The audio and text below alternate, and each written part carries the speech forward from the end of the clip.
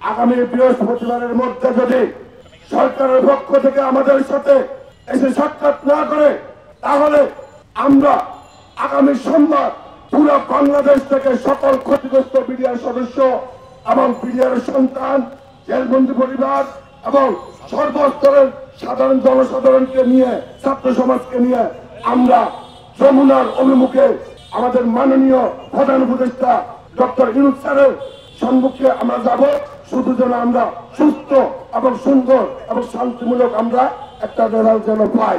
তাই আমরা সরকারের প্রতি অনুরোধ করে বলছি, আমরা যমুনার অভিমুখে যাওয়ার আগে আগামী বৃহস্পতিবার আপনি আমাদেরকে সুন্দর একটা সমাধান দিবেন।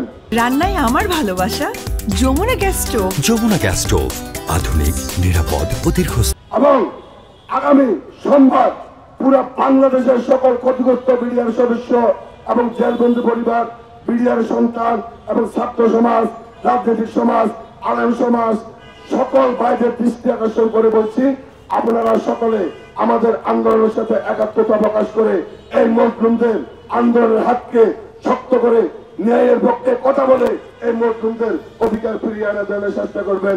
আমরা যেহেতু কঠোর কর্মসূচির ঘোষণা দিয়েছি, আমরা যমুনা অভিমুখে যাওয়ার চেষ্টা করব। যদি ওখান থেকে আমাদের কোনো পজিটিভ রেজাল্ট না আসে, আপনারা জানেন আমরা এককভাবে সিদ্ধান্ত নিই না, আমাদের কমিটিতে আলোচনা করে পরবর্তীতে আরো বড় ধরনের কর্মসূচিতে আমরা ইনশাআল্লাহ যাব।